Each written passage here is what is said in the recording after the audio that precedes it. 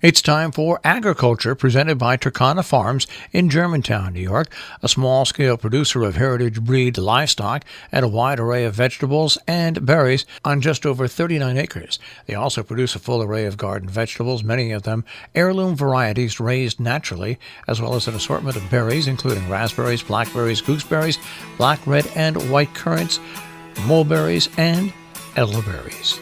And now, here's Victoria Cox. Hey everyone, it's Victoria. This week was my 1-year anniversary of arriving at Turkana, and as is almost always the case in adulthood, it feels like simultaneously more and less time has elapsed. Looking back over the last year, it feels nearly impossible to take a full account of it. When I'm standing on the front lawn, wrapped in a cozy sweater and smelling the warm, complex rot of fallen leaves, it seems like no time at all has passed. Conversely, when I'm upstairs sweeping the spider webs out of the corners, it feels like I've spent far more than a year on this particular activity already. When a friend asks how the year has gone, I'm left at a loss for words, as all these different measures of time collapse at once. It was very good in parts. Some parts were really brutal. It certainly all happened. But I don't have a word that gets across just how much this year really was. Except maybe heterogeneous.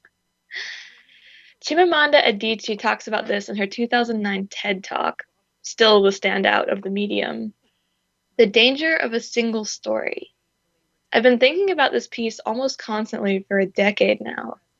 Another measure of time that seems impossible. And it hit home for me again this week when my hometown, Sevier County, Tennessee, was in the national news for shameful reasons.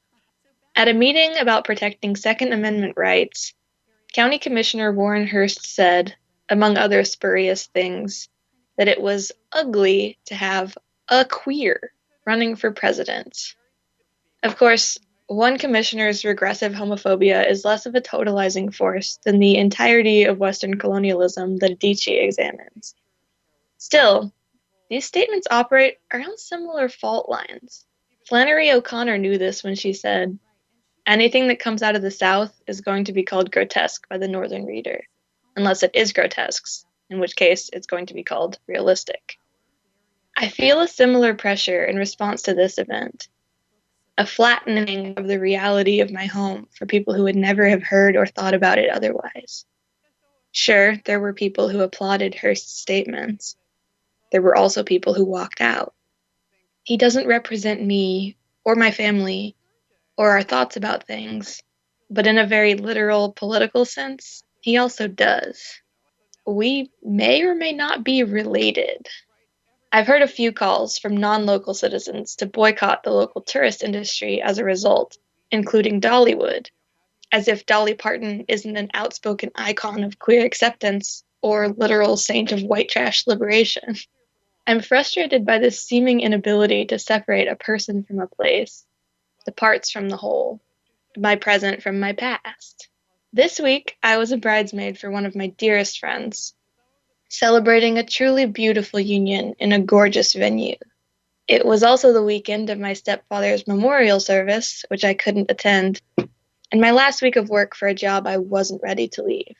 I went directly from a painful exit interview to the wedding rehearsal, which was a delight. I took 6 trains in an 80-hour window. I danced in gold cowboy boots. What was it, except for a lot of everything? The last thing Troy and I did before we left for the wedding was usher all the sheep into their brand new, just finished barn.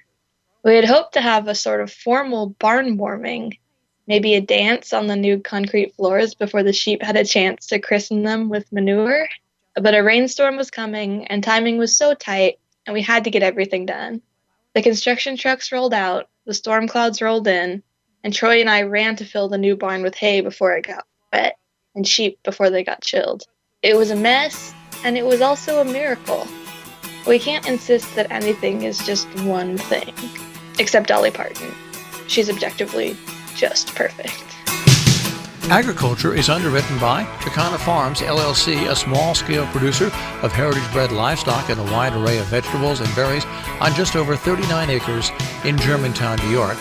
More information, 518-537-3815.